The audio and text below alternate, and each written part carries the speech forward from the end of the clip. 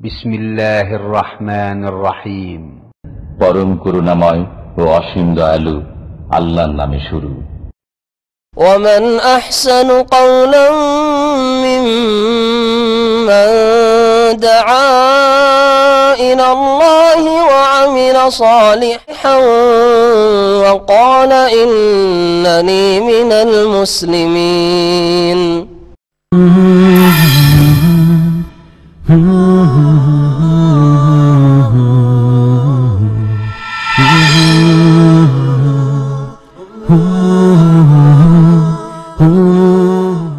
আসসালামু আলাইকুম ওয়া রাহমাতুল্লাহি ওয়া বারাকাতুহু। বিসমিল্লাহির রহমানির রহিম। আলহামদুলিল্লাহি রাব্বিল আলামিন ওয়াস সালাতু ওয়াস সালামু আলা সাইয়্যিদিল মুরসালিন নবিয়িনা মুহাম্মদ ওয়া আলা আলিহি ওয়া সাহবিহি আজমাইন। আম্মা বাদ, ফাকাদ ক্বালা আল মুআল্লিফ রাহিমাহুল্লাহু তাআলা ওয়া আনিশ শা'বি রাহিমাহুল্লাহ আন ফাতিমাহ বিনত কাইস রাদিয়াল্লাহু আনহা আনিন নবী সাল্লাল্লাহু আলাইহি ওয়াসাল্লাম ফিল মুতাল্লাকাতি সালাসা লাইসা লাহা সুকনা ওয়ালা নাফাকা। রাহ মুসলিম। মহান আল্লাহ সমস্ত প্রশংসা, সালাত এবং সালাম নাযিল হুসেন মুহাম্মদ রাসূলুল্লাহ সাল্লাল্লাহু আলাইহি ওয়াসাল্লামের উপর। আমাদের বুলুগুল মারাম হাদিসে দর্শের বিষয়বস্তু হচ্ছে মহিলাদের ইদ্দত সম্পর্কে। তালাকের পরে ইদ্দত হোক অথবা বিধবা হওয়ার পরে স্বামীর ইন্তেকালের পরে ইদ্দত হোক, এই দুই রকমেরই ইদ্দত সম্পর্কে যে হাদিসগুলি রয়েছে সেগুলির ব্যাখ্যা গত সপ্তাহে হয়েছে একটা পর্ব, আর আজকে এবং সামনে আরেক সপ্তাহ হয়ে ইনশাআল্লাহ শেষ হবে। হাফিজ ইবনে হাজার রহমতুল্লাহ আলাইহি বুলুগুল মারামের সংকলক লেখক বলছেন, ইমাম শা'বি প্রখ্যাত তাবি, তার থেকে বর্ণিত, তিনি সাহাবিয়া ফাতেমা বিনতে কাইস রাদিয়াল্লাহু আনহা থেকে বর্ণনা করেন যে নবী করিম সাল্লাল্লাহু আলাইহি সাল্লাম 3 তালাক প্রাপ্তা মহিলা সম্পর্কে বলেন। আর ফাতেমা বিনতে কাইস, কাইসের মেয়ে ফাতেমা রাদিয়াল্লাহু তাআলা আনহার 3 তালাক হয়ে গেছিল পরপর। একবারে 3 তালাক নয়, পরপর 3 বারে 3 তালাক হয়েছিল। এটি ছিল সাহাবাই কেরামদের যুগের প্রচলন, এটি ছিল আবু বকর সিদ্দিক রাদিয়াল্লাহু তাআলা আনহুর যুগের প্রচলন, এটি ছিল ওমর রাদিয়াল্লাহু তাআলার যুগে, প্রথম যুগে 3। এমনিতেই 3 তালাক 3 বারে দিতে হবে, এটাই হচ্ছে কোরআন হাদিসের শিক্ষা। আর তারা একসাথে 3 তালাক দিতেন না একমাত্র কোনো জাহিল ছাড়া। আর 3 তালাক হইতো না, 100 তালাক দিলেও একবারে দিলে 1 তালাকই হইতো। পরে যখন ওমর রাদিয়াল্লাহু তাআলা কিছু লোককে দেখলেন যে এরা একবারই ফাইনাল করে দিতে চায়, একসাথে 3, একসাথে 10, 20, 50, 100 তালাক দিতেই থাকে, তো ওদের শাসনমূলক তাজিরি ব্যবস্থা তার খেলাফত আমলেতে নির্দেশ দিলেন। সেটা শরীয়তি বিধান নয়, কারণ ওমর রাদিয়াল্লাহু তাআলা আনহুর এই অধিকার নেই যে তিনি শরীয়তের বিধান পরিবর্তন করবেন, যার উপর রাসূলুল্লাহ সাল্লাল্লাহু আলাইহি ওয়াসাল্লাম সাহাবায়ে কেরামদেরকে বা উম্মতে মুসলিমাকে ছেড়ে গেছেন। স্পষ্ট কথা, তাই না? রাসূলুল্লাহ সাল্লাল্লাহু আলাইহি ওয়াসাল্লাম যে হুকুম বিধানের ওপর, হালাল হারাম জায়েজ না জায়েজ যের ওপর ছেড়ে গেছেন, তার ওপর আর কারো হস্তক্ষেপের অধিকার আছে কি? কারণ নেই। নবী সাল্লাল্লাহু আলাইহি ওয়াসাল্লাম ইন্তেকালের সাথে ওহীর দরজা বন্ধ হয়ে গেছে। তাহলে তিনি সেটা শরীয়তের বিধান রচনা করেননি বা নবী সাল্লাল্লাহু আলাইহি সাল্লামের বিরুদ্ধাচরণ করেনি, বরং লোকজনের, কিছু লোকের বদ অভ্যাস যখন দেখলেন যে এরা খুব বাড়াবাড়ি করছে তালাক নিয়ে, তখন তাদের শাস্তিমূলক, এটা খলিফাতুল মুসলিমিন আমিরুল মুমিনিনের পক্ষ থেকে নির্দেশ।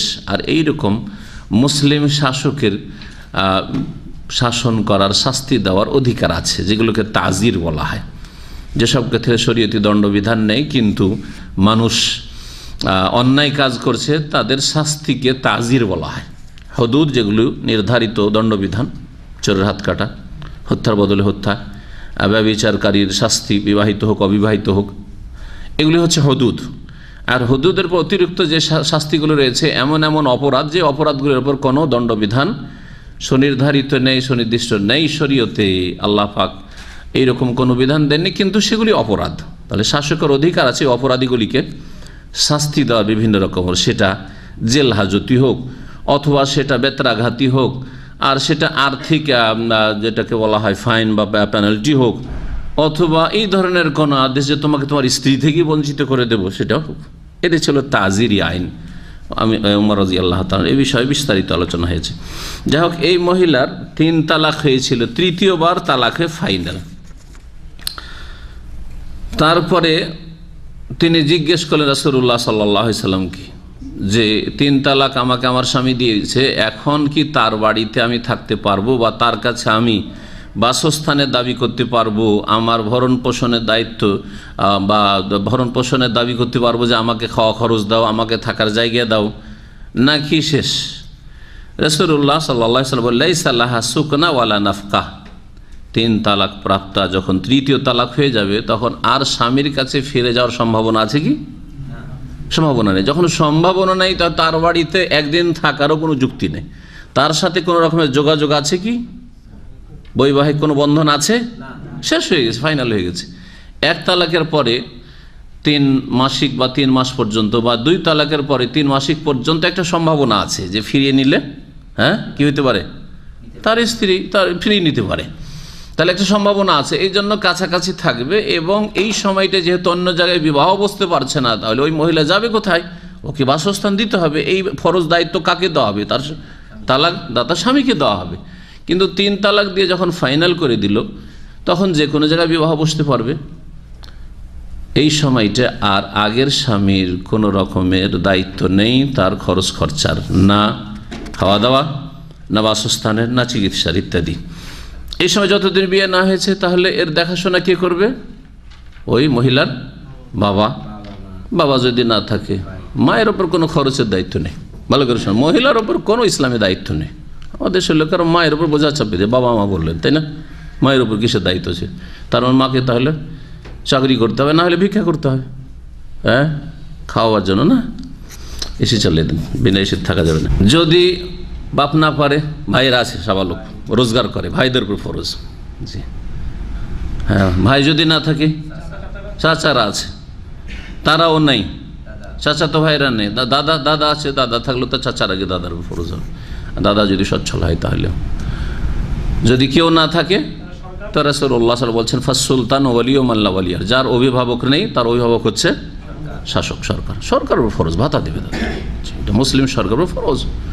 অসহায় কোনো মহিলাকে, কোনো মেয়েকে আল্লাহ পাক ছেড়ে দেননি যে তার দেখাশোনার দায়িত্ব কার ওপর নেই, তোমাকে খেটে খেতে হবে, কারখানায় যেতে হবে। ইসলামে এই রকমের কোনো রকমের সুযোগ নেই, কারো না কারো ফরজ হয়ে আছে তার।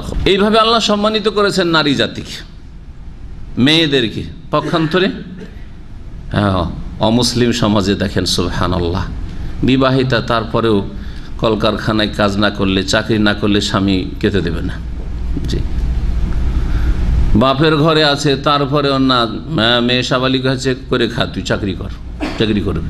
তাদেরও মন মানসিকতা এরকম হয়েছে, আর বাপ মায়েরও মন মানসিকতা হয়েছে যে আমার মেয়েরও একটা ইনকাম সোর্স, জি এদের মাধ্যমে ইনকাম করতে। যার ফলে আজকে যে নারীরা ধর্ষিতা হচ্ছে বা নারী নির্যাতন হচ্ছে, সুবহানাল্লাহ, এই আল্লাহর বিধান, আল্লাহর যে সীমানা রয়েছে সীমানা লঙ্ঘন করার কারণে আল্লাহর বিধান অমান্য করা। লাইসা লাহা সুকনা ওয়ালা নাফাকা। নবী সাল্লাল্লাহু আলাইহি ওয়াসাল্লাম বললেন যে 3 তালাক প্রাপ্তার না তার জন্য স্বামীর ওপর বাসস্থানের দায়িত্ব আছে, ওয়ালা নাফাকা, না তার খরচের কোনো দায়িত্ব আছে যে খাওয়া দাওয়া দিতে হবে, চিকিৎসা দিতে হবে, বস্ত্র দিতে হবে। রাওয়াহ মুসলিম, সহিহ মুসলিমের হাদিস। এই হাদিস থেকে বোঝা গেল যে যখন 3 তালাক হওয়ার পরে তার জন্য বাসস্থান নেই, তার জন্য ভরণ পোষণের দায়িত্ব তার স্বামী যে ছিল, বিগত স্বামী, তার ওপর নেই, তাহলে 3 তালাক আগে পর্যন্ত যে তালাকগুলি আছে, এই তালাকগুলিকে কোন তালাক বলা হয়? তালাকে রাজিই বলা হয়। মানে যতক্ষণ পর্যন্ত এমন তালাক হচ্ছে যে রাজি ফিরিয়ে নিতে পারবে স্বামী, ততক্ষণ পর্যন্ত তার অধিকার আছে স্বামীর কাছ থেকে তার খরচ খরচা নেবে, এটা স্বামীর উপর ফরজ, যে তালাক দাতা তার উপর ফরজ, এবং সে তার বাসা নেবে, তার বাড়িতেই থাকবে, যাতে করে কাছাকাছি থাকলে দূরত্ব সৃষ্টি না হয়, বরং কাছাবার একটা সুযোগ হয়। হতে পারে যে সেও তার ভুল বুঝতে পারবে, মহিলা যদি তার ভুল থাকে, স্বামী তার ভুল বুঝতে পারবে, অথবা স্বামী তার ক্ষেত্রে তার নরম হবে ইত্যাদি চোখের সামনে থাকলে। আর এটা প্রাকৃতিক বিষয়, স্বামী স্ত্রীতে দূরত্ব থাকলে সম্পর্ক, দূরত্ব আছে আর যোগাযোগ রাখে না, সম্পর্ক হালকা হয়ে যাবে, তখন পাপের রাস্তা যদি আল্লাহর ভয় না থাকে তো পাপের রাস্তা তখন প্রশস্ত হইতে পারে। কেন তালাকে রাজই, যাকে এমন তালাক দেওয়া হয়েছে তাতে ফিরিয়ে নিতে পারবে স্বামী, এই অবস্থায় স্বামীর ওপর তার ভরণ পোষণ এবং বাসস্থান ফরজ, এর ওপর উম্মাতে মুসলিমার আলেমদের ইজমা ঐক্যমত রয়েছে। কেন? লিআন্নাহা লা তাজালু তুতাবারু ফি ইদাদি যাওজাত, কারণ এখনও সে ওই লোকের তালাক দাতার স্ত্রী যতক্ষণ পর্যন্ত বিচ্ছিন্ন হয়নি। আল্লাহ রাব্বুল আলামিন সূরা তালাকে এই বিধানগুলি বর্ণনা করেছেন, কোরআনে এই হুকুমগুলি রয়েছে। ইয়া আইয়ুহান নাবিয়্যু ইযা তাল্লাকতুমুন নিসা, হে নবী যখন তোমরা নারীদেরকে তালাক দেবে, সম্বোধন করেছেন আল্লাহ নবীকে, আর তারপরে বলছেন বহু বচন দিয়ে বলছেন তাল্লাকতুম, তোমরা যখন তালাক দেবে। তার মানে এখানে নবী সাল্লাল্লাহু আলাইহি সাল্লামকে প্রাথমিক সম্বোধন করার পরে পুরো উম্মতকে বলা হচ্ছে যে তুমি অথবা তোমার উম্মতের যে কেউ তালাক যখন দেবে, ফাতাল্লিকুহুন্না লিইদ্দাতিহিন্না, তাদের তালাক দেবে তাদের ইদ্দতের সময়, হ্যাঁ, মানে পবিত্র হওয়ার পরে সহবাসে না করি, মাসিক অবস্থায় নয়, আর এমনও পবিত্রতাই নয় যে পবিত্র সহবাস হয়েছে। এটা হচ্ছে সুন্নতি তালাকের তরিকা সময়। ওয়া আহসুল ইদ্দাতা, এবং ইদ্দত গণনা করে রাখো, কখন ইদ্দত শেষ হচ্ছে এসব গুণে রাখতে হবে। ওয়াত্তাকুল্লাহ রাব্বাকুম, আল্লাহকে ভয় করো যিনি তোমাদের প্রতিপালক। লা তুখরিজুহুন্না মিন বুয়ুতিহিন্না, এবং তাদেরকে তাদের ঘর থেকে বের করে দিও না, বহিষ্কার করিও না। সম্বোধন করা হচ্ছে কাকে? তালাক দাতাকে, স্বামীদেরকে বলা হচ্ছে যে লা তুখরিজুহুন্না মিন বুয়ুতিহিন্না, যাদেরকে তালাক দিয়েছো, এক তালাক দুই তালাক, এদেরকে বাড়ি থেকে বের করিও না। ওয়ালা ইয়াখরুজনা, আর তারা নিজেরাও বেরিয়ে যাবে না। আমাদের সমাজের মহিলারা মাসলা জানে না, দিনের কোরআনের আয়াত খবর রাখে না, যার ফলে এক তালাক দিলে কাঁদতে কাঁদতে বাপের বাড়ি টান দিল, করে না, চলে গেল বাড়ি, না ওর বাড়িতে থাকবে। ওয়ালা ইয়াখরুজনা, আল্লাহ বলছেন না বহিষ্কার করবে না, তারা বেরোবে, তারাও বের হবে না। ইল্লা আন ইয়াতিনা বিফাহিশাতিন মুবায়্যিনাহ, তবে যদি স্পষ্ট অশ্লীলতায় লিপ্ত হয়। আপনার বাড়িতে আছে আপনার স্ত্রী, হ্যাঁ, তালাক দিয়েছেন তাকে, আর তারপরে সে অশ্লীলতায় লিপ্ত, অন্যের সাথে প্রেম আলাপ করছে, হ্যাঁ, অথবা অন্য কাউকে ডেকে নিয়ে এসে গল্প করছে, এইরকম যদি পরিস্থিতি দেখা যায় তাহলে রাখা যাবে না। তখন সে তার যে অধিকার ছিল এই তালাকদাতা স্বামীর ওপর, যে বাসস্থান পাবে এবং তার খরচ খরচা পাবে, খাওয়া দাওয়া বস্ত্র, সেটা থেকে বঞ্চিত হয়ে যাবে, এটা তার শাস্তি। তখন তাকে বাড়ি থেকে বের করে দেন। সূরা তালাক প্রথম আয়াত। জি,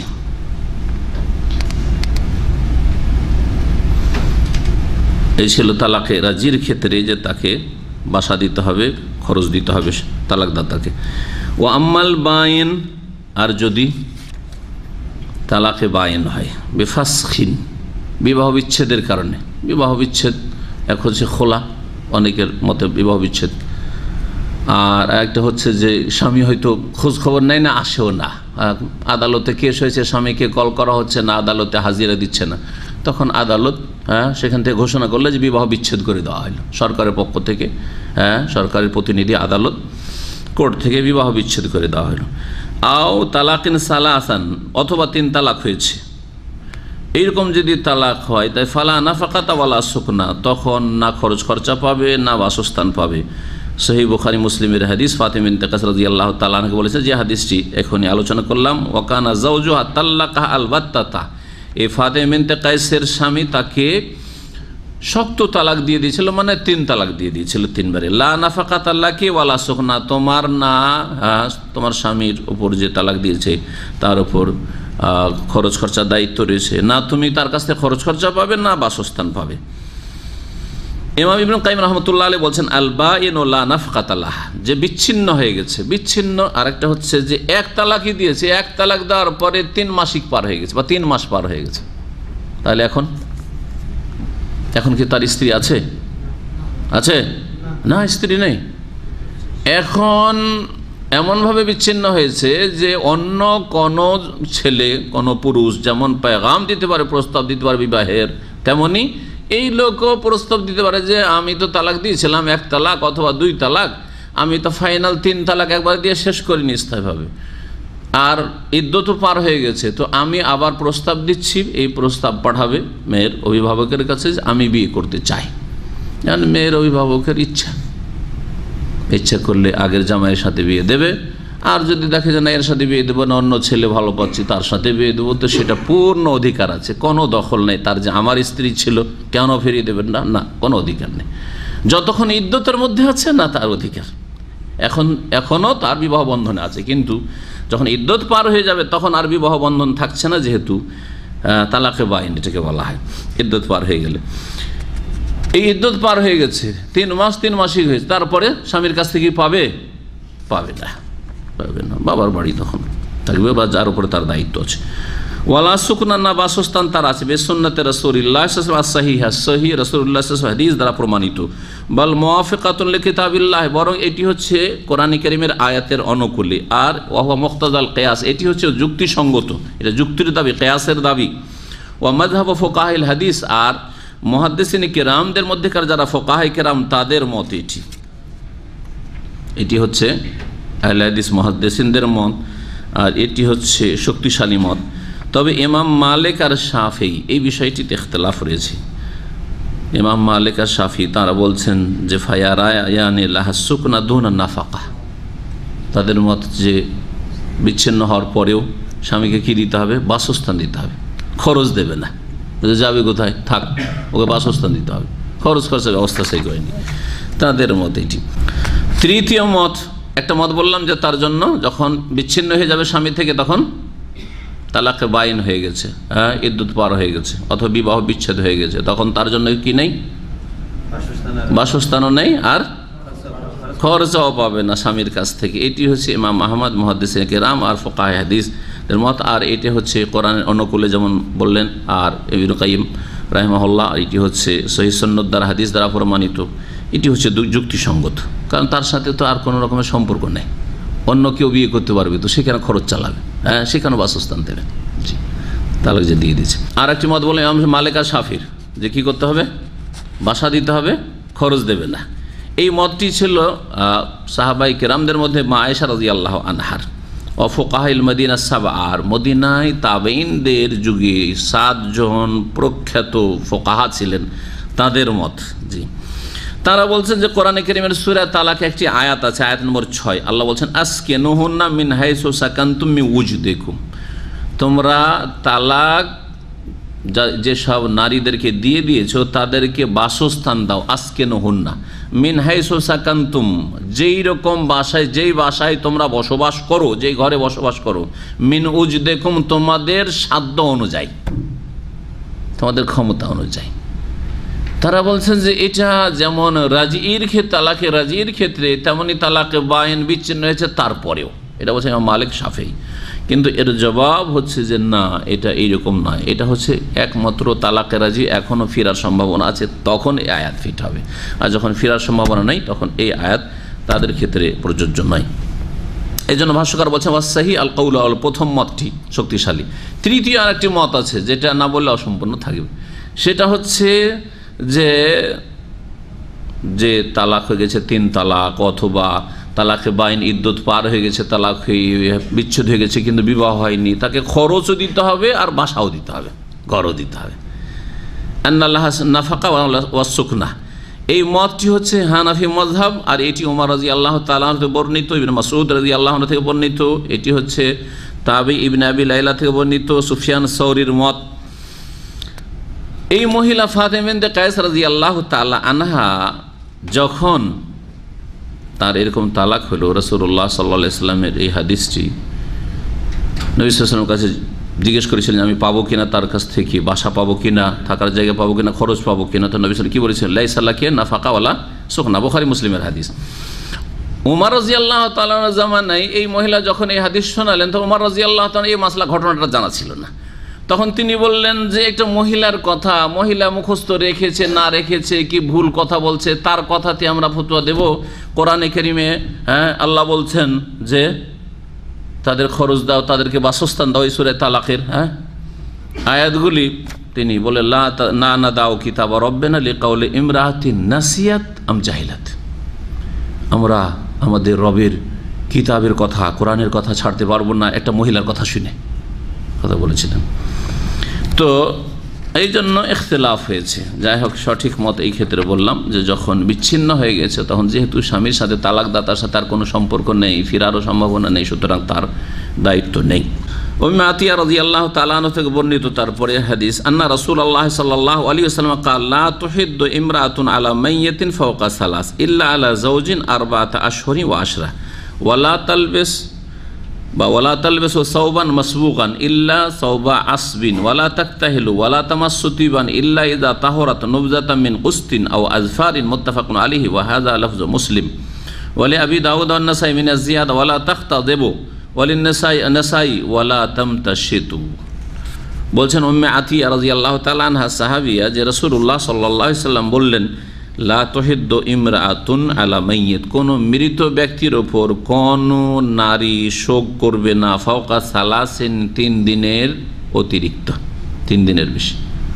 সাধারণত মহিলারাই বেশি শোকে ভেঙে পড়ে, এই জন্য মহিলার কথা বলা হয়েছে, না হলে পুরুষের ক্ষেত্রে কোনো পুরুষ অথবা নারী কোনো মৃত ব্যক্তির ওপর 3 দিনের বেশি শোক করবে না। এখানে শোক করা মানে কাজকর্ম ছেড়ে দাও, ডিউটি করছে না, হ্যাঁ, পাকশাক করছে না, মহিলারা বাড়িতে পাকশাক করছে না, পুরুষ লোক ডিউটিতে যাচ্ছে না, 3 দিনের বেশি না। তাহলে 3 দিন পর্যন্ত অনুমতি আছে, যে 3 দিন হয়তো ডিউটিতে গেলেন না, বাপ মারা গেছে, হ্যাঁ, মা মারা গেছে, ভাই বোন মারা গেছে বা কেউ মারা গেছে, তার জন্য বাড়িতে পাকশাক 3 দিন করলো না, 3 দিন আশেপাশের আত্মীয় স্বজনরা খাবার দিচ্ছে, ঠিক আছে, 3 দিনের বেশি না।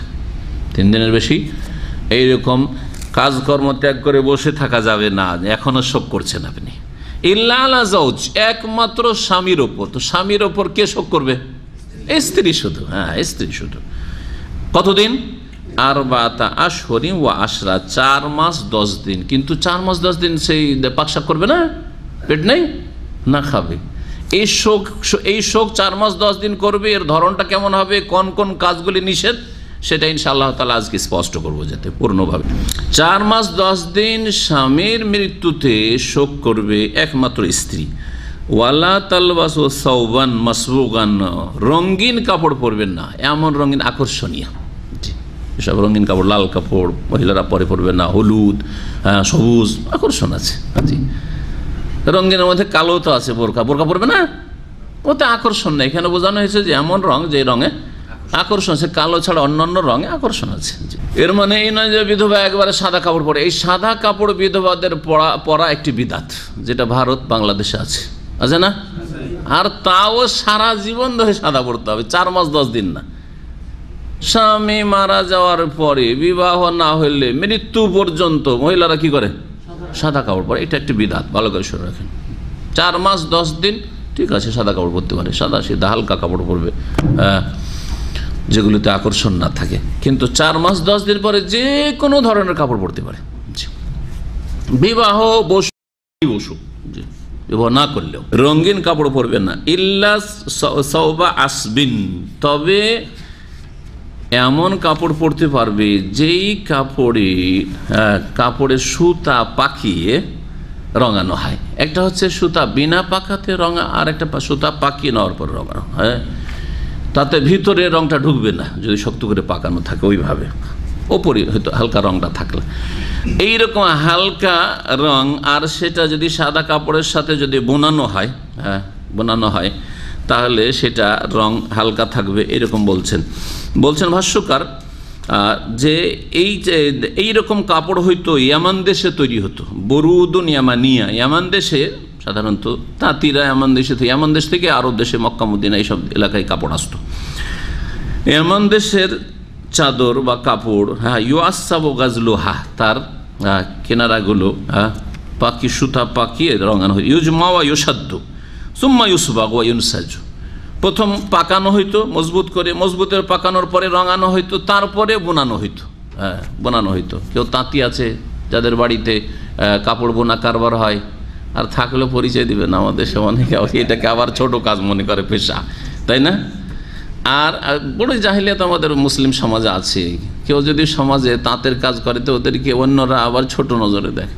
আর এই চাষি যারা কৃষক, তারাও ছোট নজরে দেখে তাঁতিদেরকে, জোলা বলে ঠাট্টা উপহাস করে না? হ্যাঁ, জি হ্যাঁ, এগুলো জায়েজ নয়। মুসলিমদের কাছে সব পেশা, যে পেশা হালাল সেই পেশাতে কোনো রকম মান ইজ্জত হানি নেই, পেশা হালাল হইতে হবে। হ্যাঁ, পেশাব পায়খানা সাফ করা হইলে অসুবিধা নেই, রাস্তা ক্লিন করা হইলে অসুবিধা নেই। হ্যাঁ, যেগুলো হারাম এগুলো হচ্ছে মানহানিকর পেশা, চুরি করা, ডাকাতি করা, বেঈমানি করা, সুদ খাওয়া, ঘুষ খাওয়া, হারাম খাওয়া, হ্যাঁ, এগুলি হচ্ছে মান ইজ্জত নষ্টকারী পেশা। বাকি সব পেশা সমান, পেশার কারণে মানুষের মান ইজ্জত। একটা কাপড় যখন বুনাই, আমরা ছোটকালে লজিং থেকেছি তাঁতিদের বাড়িতে, জোলাদের বাড়ি, যেটা একটা লম্বা সুতা আর একটা হচ্ছে চওড়া সুতা। কি বলে এগুলোকে জানেন? কে বললো? তানা। হ্যাঁ, তানা বলেছে, মাশাআল্লাহ। লম্বা যেটা ওইটা তানা সুতা, আর এটা বানা সুতা। জি, এটা দিতে কাপড় বানাচ্ছে আর কি, তানা আর বানা। তো ওতে যদি একটা সাদা হয় আর একটা যদি রঙিন থাকে পাড়ি করার জন্য বা এক জায়গাতে নকশা করার জন্য থাকে, তাহলে ও তো আকর্ষণীয় হবে না। আর সেটাও যদি পাকানোর পরে হয় আর কি, রঙানো হয়, তাহলে এইরকম কাপড় হইতো। আর এই কাপড় ছাড়া উপায় ছিল না সেই যুগে। জন্য নবী সাল্লাল্লাহু আলাইহি ওয়াসাল্লাম বললেন যে যদি এইরকম কাপড় হয় তো অসুবিধা নেই। ওয়ালা তাকতাহিলু, আর বিধবা মহিলা সুরমা লাগাবে না। তাহলে হাদিসে শব্দগুলি খেয়াল রাখবেন, সুরমা লাগাতে পারবে না 4 মাস 10 দিন। ওয়ালা তামাসসু তিবান, আর সুগন্ধি ব্যবহার করতে পারবেন না। সে সুগন্ধি, ঘ্রাণওয়ালা সুগন্ধি তো ব্যবহার করে বাইরেই যাওয়া যাবে না, কিন্তু কিছু আছে সুগন্ধি যেগুলোতে হালকা সুগন্ধি আছে কিন্তু মেকআপ বাড়ায়। আজকাল মেকআপের যেসব আইটেম রয়েছে, কি বাড়ায়? সৌন্দর্য বাড়ায়, চেহারা সৌন্দর্য বাড়ায় বা হাতে পায়, সেগুলো ব্যবহার করবেন না বিধবা মহিলা 4 মাস ইদ্যত কালে। ইল্লা ইযা তাহুরাত, সুগন্ধি আতর ব্যবহার করতে পারবে না তবে যখন মাসিক থেকে পাক হবে। বিধবা মহিলা মাসিক হইল, মাসিক থেকে পবিত্র হইল। মাসিকের রক্তের একবারে মারাত্মক দুর্গন্ধ আছে। এই দুর্গন্ধ দূর করার জন্য যদি আতর সুগন্ধি ব্যবহার করি লজ্জা স্থানে, শুধু গোটা শরীরে নয়, তাহলে এর অনুমতি আছে। নবী করিম সাল্লাল্লাহু আলাইহি ওয়াসাল্লাম বলছেন ইল্লা ইযা তাহুরাত, যখন পাক হবে মাসিক থেকে, নবযাতাম মিন কুস্তিন আও আজফারিন, তাহলে একটা অংশ, একটা ক্ষুদ্র ছোট্ট একটা টুকরো, মিন কুস্ত নামক সেই যুগের আতর হইতো, অথবা আজফার নামক আতর হইতো। এই আতরগুলি যদি ব্যবহার করে তো করতে পারে। মুত্তাফাকুন আলাইহি, বুখারী মুসলিমের হাদিস। ওয়া হাযা লাফযু মুসলিম, বাক্যগুলি সহিহ মুসলিমের। আবু দাউদ নাসাইতে আরো অতিরিক্ত একটা বাক্য আছে, তাতে থেকে আরেকটি বিধান জানলাম বিধবা সম্পর্কে। ওয়ালা তাখতাযিবু, আর মেহেন্দি লাগাতে পারবে না। খেজাব মানে হচ্ছে মেহেন্দি ব্যবহার করে, মহিলারা হাতে পায়ে মেহেন্দি ব্যবহার করে, এই মেহেন্দি ব্যবহার করতে পারবে না বিধবা ইদ্যতকালে 4 মাস 10 দিনের ভিতরে। ওয়ালিন নাসাই, নাসাইতে আর একটি বিধান অতিরিক্ত বর্ণিত হচ্ছে, ওয়ালা তামতা সেতু, আর চিরনি করে সাজবে না। চুলে তেল দিচ্ছে, চিরনি করছে, সাজছে, চিরনি করবে না, তামতা সেতু। এই ছিল হাদিস এই মর্মে। এখন বাকি সবগুলি বর্ণনা করছি। এখানে কুস শব্দটি আসল আর আজফার 2 রকমের আতরের কথা। এই আতরগুলি সম্পর্কে ভাষ্যকার বলছেন যে কুস্ত হচ্ছে দারবু মিনাতিব, এক ধরনের সুগন্ধি, তৈয়বুর রাহিয়া, যার ঘ্রাণ খুব সুন্দর, যেটা নেফাস থেকে যখন পাক হয় মানুষ, মহিলারা বাচ্চা ভূমিষ্ঠ হওয়ার পরে ব্লিডিং হইল, রক্ত আসল নেফাসের, আর তারপর যখন পবিত্র হয় তখন ব্যবহার করতো ওই যুগে। আর ওয়াল আতফাল, ছোট ছোট বাচ্চাদের শরীরে গন্ধ হইতে পারে, হ্যাঁ, পেশাব পায়খানা, সেই জন্য তাদের ক্ষেত্রে ব্যবহার করতো। আজফার এক ধরনের আতর, বলছেন সেটা নওমিনাতিব ইউতাবাখখারু বিহি, যেটা জ্বালিয়ে বখুর বলা হয়, যেটা যেই এইগুলিকে কাঠগুলিকে জ্বালিয়ে সুগন্ধি নেওয়া হয়, করে না আরবরা? আরব দেশে দেখেছেন। ইউনসাবু ইলা জেফার এহদা মদন আদান আস সাহেলিয়া, ইয়ামান দেশের একটি বড় শহর, দক্ষিণ ইয়ামান। এক যুগে দক্ষিণ ইয়ামান, যখন উত্তর দক্ষিণ দুটো দেশ ছিল, আপনারা যারা পুরাতন লোক জানেন হয়তো এই ম্যাপ সম্পর্কে, তখন দুটো দেশের সানআ ছিল উত্তর ইয়ামানের রাজধানী, আর দক্ষিণ ইয়ামানের রাজধানী ছিল আদান। আদান একটি বড় শহর আর কি, সানআর মতো। তো এই আদান যে সামুদ্রিক এলাকার একটি শহর রয়েছে, এই শহরের একটি এলাকার নাম হচ্ছে জেফার। এখান থেকে ওই আতর সুগন্ধটি আসতো। এই জন্য জেফার যদি মহিলারা মাসিক থেকে পবিত্র হওয়ার পরে ব্যবহার করে তো জায়েজ বলেছেন রাসূলুল্লাহ সাল্লাল্লাহু আলাইহি ওয়াসাল্লাম। যেই কাজগুলি মহিলারা বিধবা হলে করতে পারবে না যতদিন ইদ্যতে থাকবে, প্রথম কাজ হচ্ছে যে বাড়ির বাইরে বিনা প্রয়োজনে যেতে পারবে না। বিধবা মহিলা বাড়ির বাইরে বিনা প্রয়োজন কি? প্রয়োজন হচ্ছে ধরেন চিকিৎসা, খাওয়া দাওয়া, কেনাকাটার জন্য যেতে হবে, মুদিখানার দোকানে যেতে হবে, ছেলে নেই বা কোনো আত্মীয় স্বজন নেই যে কিনে দেবে, যেতে পারবে। এখানে যেমন বাকালতে যাচ্ছে অথবা মার্কেটে কোনো কিছু কেনাকাটার জন্য যেতে পারে, এগুলো হচ্ছে হাজাত, প্রয়োজন। এই ধরনের কোনো প্রয়োজন যদি হয়, স্কুলে মাদ্রাসায় ছেলে মেয়েকে দিয়ে আসতে হবে, নিয়ে আসতে হবে, প্রয়োজন, হ্যাঁ প্রয়োজন, জি। বাপের বাড়ি যাওয়া প্রয়োজন নয়, জরুরি না, হ্যাঁ না, রাত তো কাটাতে পারবেন না, গেলে ফিরে আসতে হবে। যদি কি অসুস্থ হয় তাকে দেখতে গেল, হ্যাঁ অসুস্থ ব্যক্তিকে, কোনো মুসলিমকে অসুস্থ হলে দেখতে যাওয়া, আর আত্মীয় স্বজন যদি হয় মা বোন ইত্যাদি, তাহলে দেখতে গেল তো জায়েজ, কিন্তু দিনে দিনে ফিরে আসতে। প্রথম বিধান হচ্ছে আল বাকা ফিল বাইত, বাড়িতেই অবস্থান করতে হবে 4 মাস 10 দিন, বাড়ির বাইরে বিনা প্রয়োজনে যাবে না। 2 নম্বর কাজ হচ্ছে যেটা করতে পারে সেটা হচ্ছে সুগন্ধি লাগাতে পারবে না, সুগন্ধি লাগাতে পারবে না। 3 নম্বর হচ্ছে যে মেহেন্দি লাগাতে পারবে না। 4 নম্বর হচ্ছে যে অলংকার ব্যবহার করতে পারবে না, অলংকার।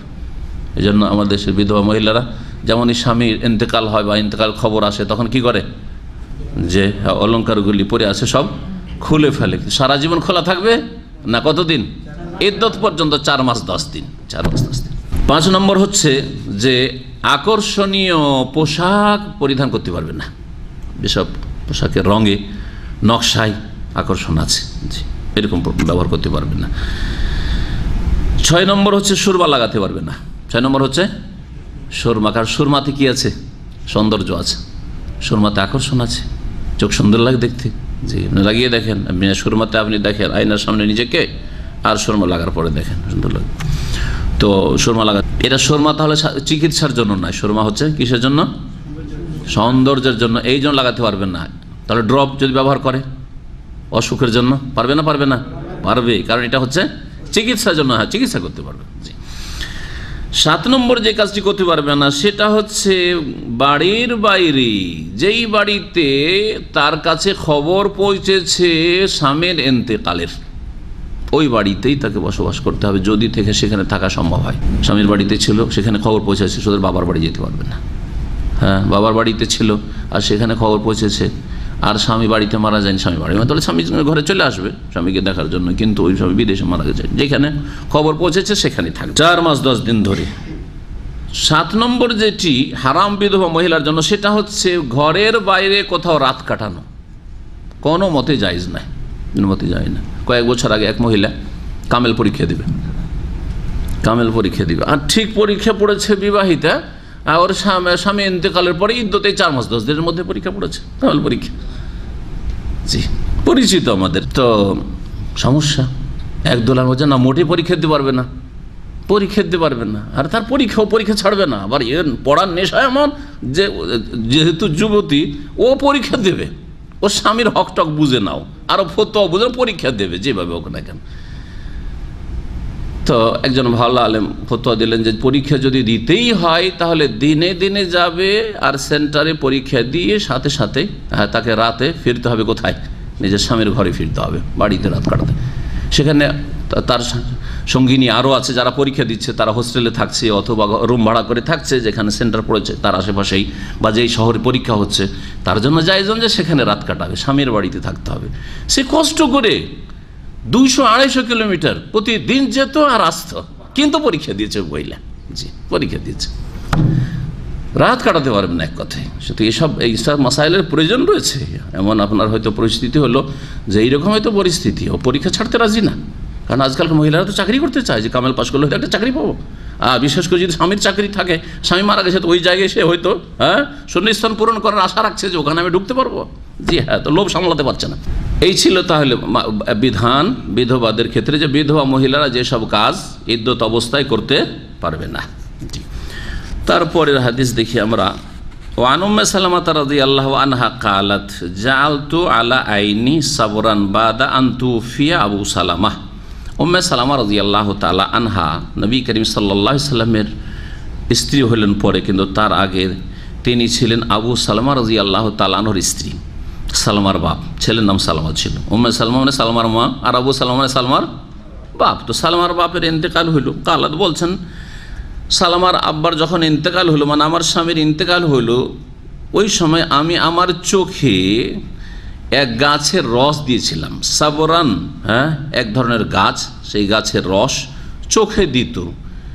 সেটা শুধু চিকিৎসার জন্য না, বরং তাতে চোখের সৌন্দর্য বাড়ত। বাদা আনতুফি আবু সালামা, আবু সালামার ইন্তেকালের পর ইদ্যত চলাকালীন ফাকালা রাসূলুল্লাহ সাল্লাল্লাহু আলাইহি ওয়াসাল্লাম, রাসূলুল্লাহ সাল্লাল্লাহু আলাইহি ওয়াসাল্লাম জানতে পারলেন যে উম্মে সালামা সবর নামক গাছের রস চোখে ব্যবহার করছে ইদ্যত অবস্থায়। বললেন যে শোনো, ইন্নাহু ইয়াসুব্বুল ওয়াজহা, এই সবর এই গাছের রস চোখের সৌন্দর্যকে বৃদ্ধি করে। ইয়াসুব্বুল ওয়াজহা মানে চেহারাকে জোয়ান করে দেয়, যুবক করে দেয়। চেহারাকে যুবক করে দেয় মানে কি? মানে চেহারা আর সৌন্দর্য বাড়ায়। ফালা তাজআলিহি, সুতরাং সেটা তুমি দিতে পারবে না। তবে তুমি যদি মনে করে যে সেটা দেব আর তাতে আমার চোখের চিকিৎসা রয়েছে, উপশম হবে রোগের বা কিছু, ইল্লা বিল্লাহ, তাহলে রাত্রে দাও, কারণ রাত্রে কেউ দেখতে পাবে না। রাত্রে ব্যবহার করে, দিনে ব্যবহার করলে কোনো পুরুষের নজর পড়ে যেতে পারে, আকর্ষণ হইতে পারে। জি হ্যাঁ, বা এমনি মহিলারা দেখবে সাজছে, মহিলারা আরে স্বামী মারা গেছে, এইদিকে স্বামীর শোক টোক নেই, সাজছে, ও মেকআপ করছে, সমালোচনা হবে না? হবে না। ওয়ান যাইহে বিন নাহারি, আর রাত্রে সেটা দূর করে, দিনে দূর করে, রাতে লাগায়ও আর দিনে সেটাকে পরিষ্কার করে নিও, দিনে যাতে করে তার সৌন্দর্যের কিছু না থাকে। ওয়ালা তামতাশিতি বিত্তিবি, আর সুগন্ধির দ্বারা তুমি চিরুনি করেছে আর সুগন্ধিযুক্ত তেল ব্যবহার করছে। আজকালকার মহিলাদের তেলগুলি সবগুলিতে সুগন্ধি থাকে প্রায়, তাই না? সুগন্ধি ব্যবহার করতে পারবে না। ওয়ালাবিল হেন্নাই, আর অনেকে চুলে, অনেক মহিলারা চুলে কি করে, মেহেন্দি লাগায় চুল চেপে রাখার জন্য। তো চুল চেপে রাখার জন্য যাতে করে উড়ে টুড়ে বিক্ষিপ্ত না হয়ে যায়, এটাও চলবে না, মেহেন্দি লাগানো চলবে না। ফাইন্নাহু খেজাবুন, কারণ এটা হচ্ছে খেজাব, খেজাব রং করা যাবে না। তাহলে কুলতু বিআই শাইইন আমতাশিতু, তাহলে আমি কিভাবে চুলগুলিকে চাপা দেবো, বসাবো, চিরুনি করে রাখবো যাতে করে এদিক সেদিক বিক্ষিপ্ত না হয়। কালা বিসিদরে, রাসূলুল্লাহ সাল্লাল্লাহু আলাইহি ওয়াসাল্লাম বলে যে বড়ই পাতা দিয়ে, কুলপাতাকে বেটে চুলে লাগিয়ে নাও, তারপরে চুলগুলো বসে থাকবে, তাতে পরিষ্কার পরিচ্ছন্ন হবে। বড়ই পাতাতে পরিষ্কার পরিচ্ছন্ন হয়, এই জন্য মৃতের শরীরে বড়ই পাতা এতে পানিতে গরম করে তারপরে ব্যবহার করতে বলা হয়েছে। তো বড়ই পাতা ব্যবহার করতে পারে রাসূলুল্লাহ সাল্লাল্লাহু আলাইহি ওয়াসাল্লাম। আবু দাউদের হাদিস, নাসাইর হাদিস এবং এর সনদ হচ্ছে হাসান। উম্মে সালামা রাদিয়াল্লাহু তাআলা আনহা থেকে আরো বর্ণিত, বলছে ইন্না ইমরাআতান কালাত ইয়া রাসূলুল্লাহ, আন্না ইমরাআতান কালাত ইয়া রাসূল, এক মহিলা বলল হে আল্লাহর রাসূল, ইন্না ইবনাতি মাতা আনহা যাওজুহা, আমার মেয়ের স্বামী মারা গেছে। ইন্না ইবনাতি, আমার মেয়ের, মাতা আনহা যাওজুহা, স্বামী মারা গেছে, মানে আমার মেয়ে বিধবা হয়েছে। ওয়াকাদ ইশতাকাত আইনুহা, আর তার চোখ উঠেছে। ইশতাকাত আইনুহা, চোখে রোগ হয়েছে মানে চোখ উঠেছে। আফা তাখলুহা, আমার মেয়ে কি চোখে সুরমা লাগাতে পারবে? উদ্দেশ্য হচ্ছে চোখের সুরমার মাধ্যমে আমি চিকিৎসা করব চোখের। কাল আল্লাহ, রাসূলুল্লাহ বলেন না, চোখের সুরমা লাগাতে পারবে না। উদ্দেশ্য কি ছিল? চিকিৎসা ছিল, তারপরেও সুরমা লাগাতে, সুরমা দ্বারা চিকিৎসা করতে নিষেধ করলেন, কারণ এতে সৌন্দর্য বাড়বে। মুত্তাফাকুন আলাইহি, বুখারী মুসলিমের হাদিস। এই হাদিসগুলি থেকে বোঝা গেল যে মৃত ব্যক্তি, আগের একটি হাদিস, এর আগে 962 উম্মে আতিয়া রাদিয়াল্লাহু তাআলা আনহার হাদিস, আর তারপরে ছিল উম্মে সালামার হাদিস, দুটি পরপর।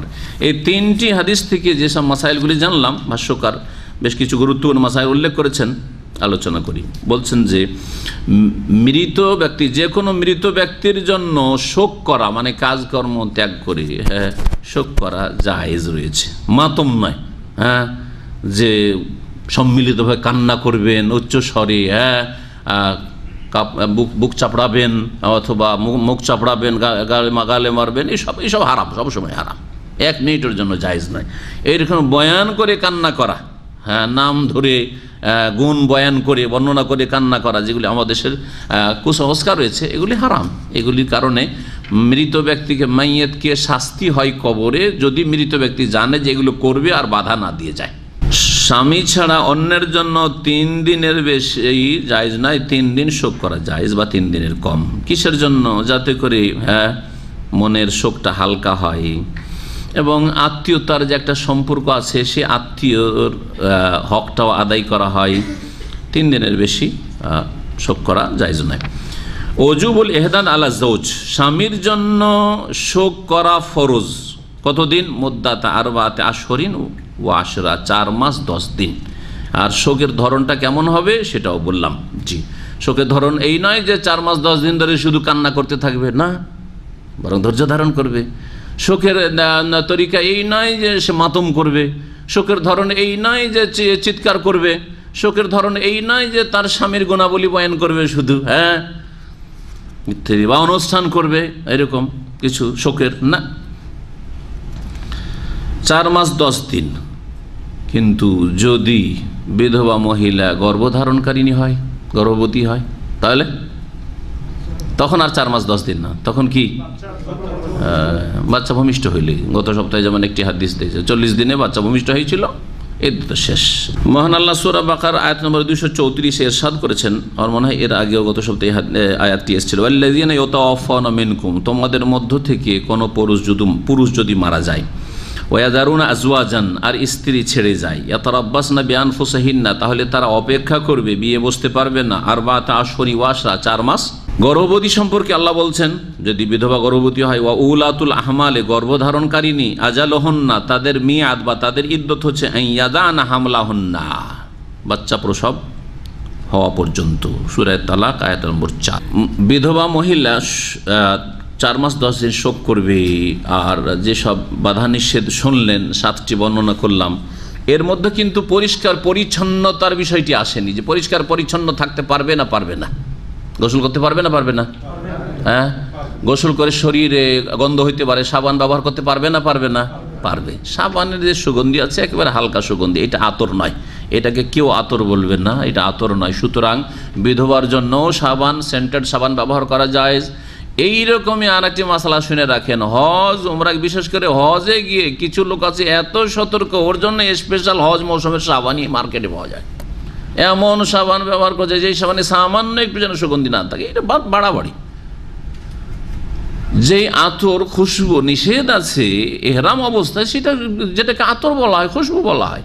আর এই সেন্টেড সাবানে যেটুকু সেন্ট থাকছে এটা আতর নয়। সুতরাং আর যেসব সেন্টেড সাবান এখানে পাওয়া যায়, ডোভ সাবান বা এই ধরনের যেগুলি সাবান রয়েছে, লাক্স সাবান ইত্যাদি, সব জায়েজ রয়েছে। এমন নয় যে একেবারে সাদা সাবান হইতে হবে যাতে সামান্যতম কোনো রকমের সেন্ট না থাকে, এত বাড়াবাড়ি বা এত কঠোরতা শরীয়তে নেই। কিন্তু নিজেরা অনেকে কঠোরতা অবলম্বন করে। যেমন স্যান্ডেল আর জুতার ক্ষেত্রে, স্যান্ডেলে এহরাম করা সুন্নাত মুস্তাহাব, কিন্তু জুতাতেও এহরাম করা জায়েজ, কিন্তু আমাদের সমাজের লোকের হারাম মনে করে। সে ওপর ঢাকা থাক, ওপর ঢাকলে কোনো অসুবিধা নেই, টাকনার ওপর ঢাকা না থাকলেই হলো। টাকনার ওপর ঢাকা তার মানে মোজার মতো হয়ে গেল। আর মোজা নিষেধ করা হয়েছে পুরুষদেরকে, মোজা এর অবস্থায় নিষেধ করা হয়েছে। এই জন্য এমন জুতা চলবে না যাতে টাকনাটাও ঢাকা থাকছে। আর সাধারণত কোনো জুতাতে টাকনা ঢাকা থাকে না, সব টাকনার নিচে থাকছে। একমাত্র যেগুলি হচ্ছে আপনার কি বলছেন সেফটি, যেগুলো বোর্ড ধরেন, এইগুলো যেগুলো ওপর পর্যন্ত আছে সেগুলি শুধু। তারপরে সেটা থাকলে নবী সাল্লাল্লাহু আলাইহি ওয়াসাল্লাম বলেছেন কেটে নাও, সেটাকে কেটে নিচে করে টাকা নিচে নামিয়ে দাও, তাইলে হয়ে যায়।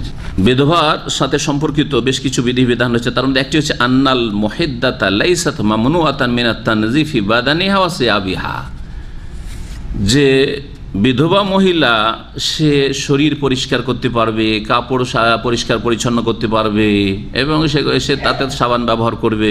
নবী করিম সাল্লাল্লাহু আলাইহি সাল্লাম উম্মে সালামাকে অনুমতি দিয়েছিলেন যে বরই পাতা দিয়ে পরিষ্কার পরিচ্ছন্ন, গোসল করার সময় বরই পাতা ব্যবহার করতে বলেছেন। বোঝা গেল যে পরিষ্কার পরিচ্ছন্নতা নির্দেশ দিয়েছেন নবী করিম সাল্লাল্লাহু আলাইহি সাল্লাম। যেটা নিষিদ্ধ সেটা হচ্ছে অলংকার, জিনত, সাজ, যেটাতে সাজ বাড়ায়, আকর্ষণ বাড়ায়, সেটা নিষেধ। নাজাফা, পরিচ্ছন্নতা আর পরিষ্কার হওয়া নিষেধ নয়। এইরকমই বিধবা মহিলা অপর পুরুষের সাথে প্রয়োজনে কথা বলতে পারে, প্রয়োজনে কথা বলতে। এমন না যে বিধবা মহিলা মানে জেলখানায় বন্ধ, একবারে ছেলে একাই, কারোর সাথে কথা বলতে পারবে না, কেউ কথা বললে উত্তর দেবে না, না না, এগুলো কঠোরতা। মহিলাদের সাথে তো কথা বলতে পারবে, পুরুষদের সাথেও কথা বলতে পারবে। কোন ধরনের পুরুষ? যেসব পুরুষদের সাথে মাহরাম ছাড়ো, যেসব পুরুষদের সাথে প্রয়োজনে ফিতনা ছিল না, ওই জন্য বিধবা হওয়ার আগেও কথা বলতো। এটা সার্কুলার মনে রাখবেন, ওলামারা উল্লেখ করেছেন। আমি বলছি কে উল্লেখ করেছেন? ইমাম ইবনে তাইমিয়া রাহমাতুল্লাহ আলাইহি উল্লেখ করেছেন এই বিষয়টি, ইবনুল কাইয়িম রাহমাতুল্লাহ উল্লেখ করেছেন। তাদের উক্তিগুলি পড়ে শোনাচ্ছি। তো বলছেন এই জন্য যে লাইসাতিল মুহিদ্দাতু মামনুআতান মিন মুখাতাবাতির রিজালিল আজানিব, অপর পুরুষ, বেগানা পুরুষ, মাহরাম নয়। মাহরাম তো বাপের সাথে, আপন ভাইয়ের সাথে, আপন আপন দাদার সাথে, আপন নানার সাথে, আপন মামার সাথে, এদের সাথে কথা বলবেই। কিন্তু বেগানা পুরুষের সাথেও প্রয়োজনে কথা বলতে পারে। প্রয়োজন আছে অনেক সময়, বিধবা মহিলা আর বাড়ির মালিক, বাড়িতে সংসার অনেক কাজ আছে, চাকর নকরকে অনেক হুকুম করতে হয়, আদেশ করতে হয়, কথা বলতে পারবে না। পর্দার আড়াল থেকে বোরখা পরে সামনে আসলে, আর না হলে পর্দার আড়াল থেকে কথা বলবে, যেমন আল্লাহ বলেছেন কোরআনে কারীমে, ওই জাসা আলতুমুহুন্না মাতাআন ফাসআলুহুন্না মিন ওয়ারাই হিজাব। আল্লাহ পাক বলছেন, যখন হে পুরুষরা, হে বেগানা পুরুষরা, তোমরা কোনো অপর মহিলার কাছ থেকে কোনো মাল সামান চাওয়ার প্রয়োজন মনে করবে, তার সাথে কথা বলার প্রয়োজন রয়েছে, ফাসআলুহুন্না, তাদের কাছে চেয়ে নাও, তাদের সাথে কথা বলো, মিন ওয়ারাই হিজাব, পর্দার আড়াল থেকে। পর্দার আড়াল হচ্ছে বোরখা সামনে চেহারায়, শরীরে, আর না হলে পর্দা ঝুলানো আছে, দরজা লাগানো আছে, দরজার ভেতর থেকে কথা বলছে, হ্যাঁ, কিনারা হয়ে এক সাইড থেকে কথা বলছে ইত্যাদি, আড় থেকে কথা বলছে, আর না হলে টেলিফোনে কথা বলছে, এটাও পর্দার আড়াল থেকে। টেলিফোনে কথা বলতে পারে না অপর পুরুষের সাথে, প্রয়োজনে কথা বলতে পারে, কাউকে আদেশ নিষেধ করছে, এই কাজটি করো, এই মাল সামানটা নিয়ে আসো, বেগানা পুরুষ হয়তো করে দিয়ে বাড়ির বাইরে রেখে চলে যাচ্ছে, যাই যাচ্ছে। জি হ্যাঁ, ছেলে মেয়েদেরকে পৌঁছাইতে হবে, ড্রাইভারকে টেলিফোন করছে, এখন আসো, এত টাইমে আসো, এখন আসিও না, আজকে যাবে না ছেলে মেয়ে ইত্যাদি, প্রয়োজন নেই, এরকম বহু প্রয়োজন হইতে পারে। তাই বলছেন যে বিধবা মহিলা বেগানা পুরুষের সাথে কথা বলতে পারবে ইনদাল হাজাতে ইলা যালিকা, প্রয়োজন হলে, বিনা প্রয়োজন না, গল্প করবে একটু, হ্যাঁ, একটু আমোদ ফুর্তি করার জন্য দুলাভাইয়ের সাথে গল্প করবে, হ্যাঁ, দেবরের সাথে গল্প করবে, জায়েজ না, এটা প্রয়োজন না। ফাইন্না শারিলামে আনহা আনহু, কারণ শরীয়তে না কোরআন না হাদিস বাধা দিয়েছে, কোনো বাধা দেয়নি যে বিধবা অবস্থায় কথা বলতে পারবে না।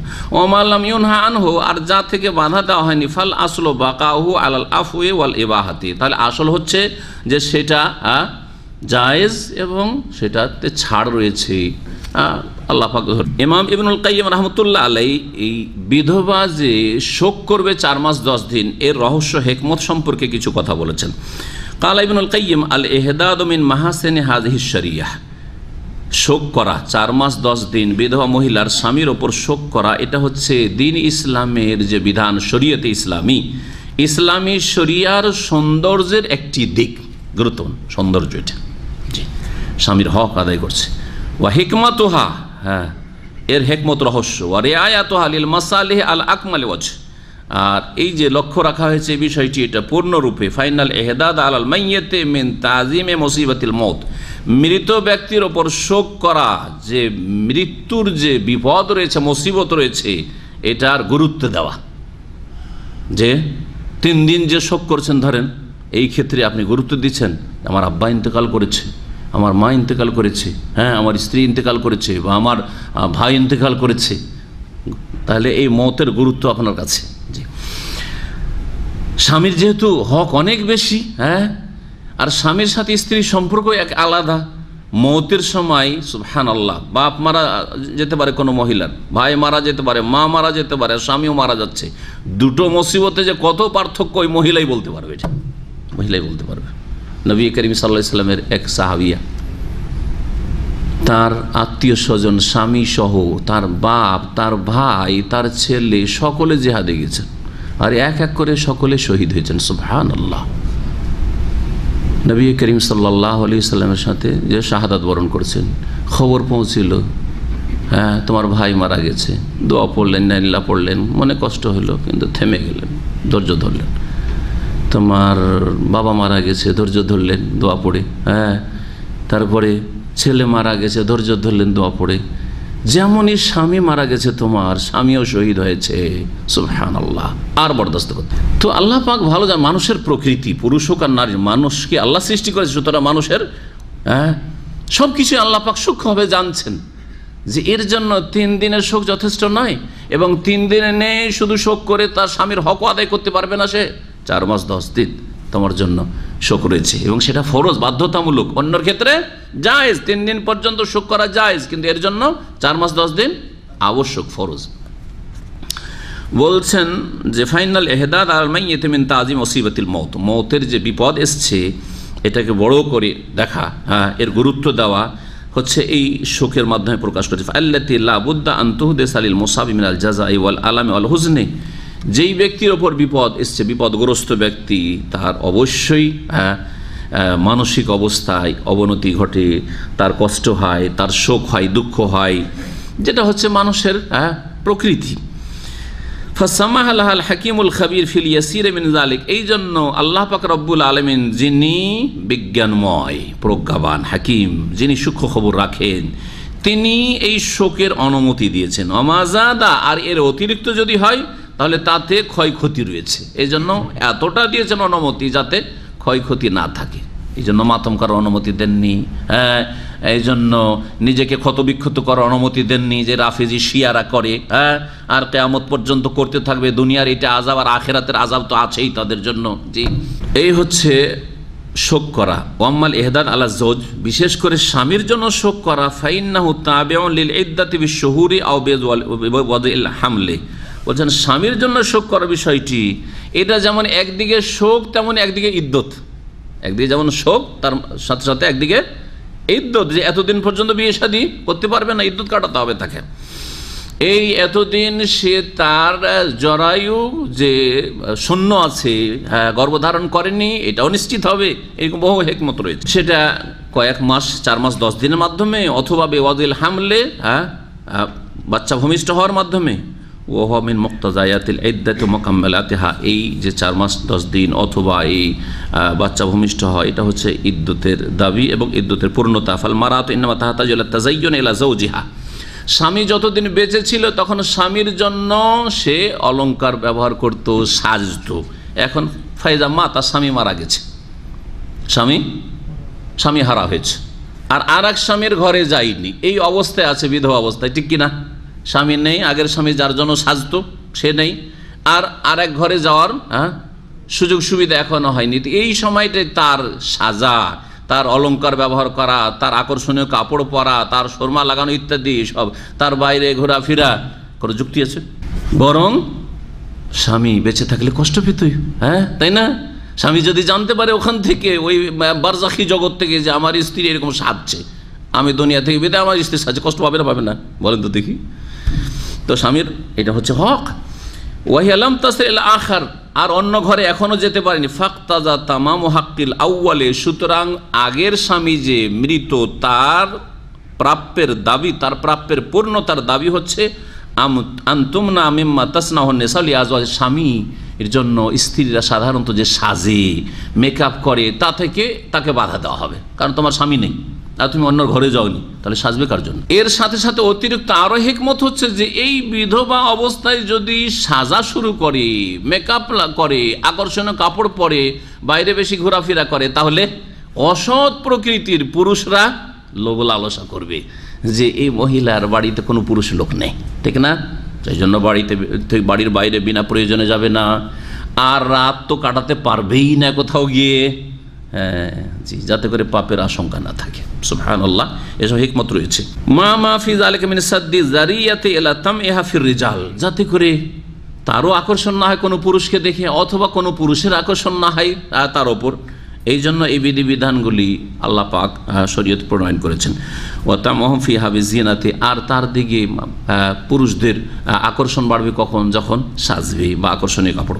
ইমাম ইবনে তাইমিয়া রাহমাতুল্লাহ আলাইহি বলছেন, তালজামুল মুহিদ্দাতু মানজিলাহা, বিধবা মহিলা তার বাড়িতেই অবস্থান করবে সর্বদা। ফালা তাখরুজু বিন নাহারি ইল্লা লিহাজাতিন, দিনে বিনা প্রয়োজনে বাড়ির বাইরে যাবে না।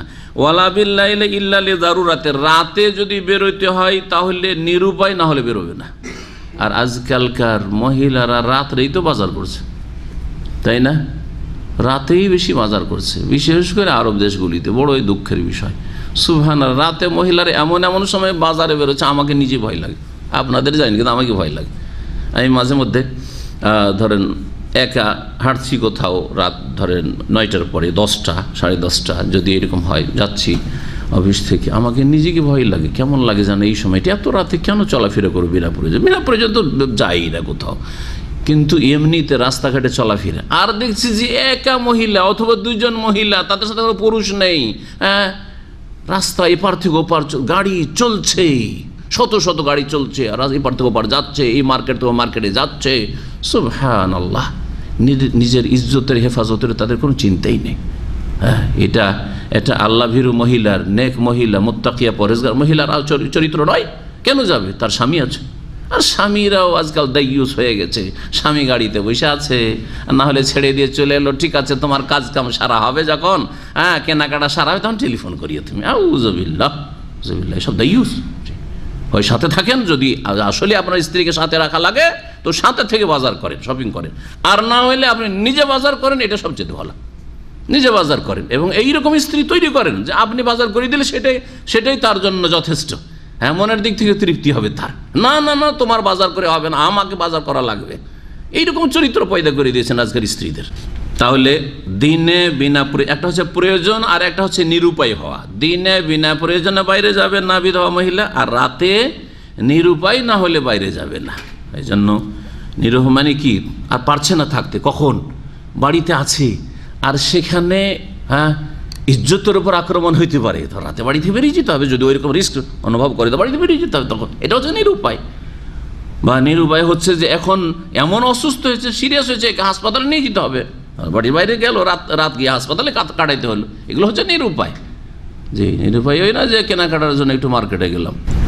এইরকমই বলছেন যে আরও কিছু বিধিবিধান বিধবার। ওয়াজুজু লাহা সায়রু মা ইউবাহু লাহা ফি গায়রিল ইদ্দাতি, বিধবা থাকা অবস্থায় এই 4 মাস 10 দিনের মধ্যে ওই সমস্ত কাজ জায়েজ যেই কাজগুলি অন্য সময় জায়েজ, যেই কাজগুলি অন্য সময় জায়েজ এই সময়ও জায়েজ।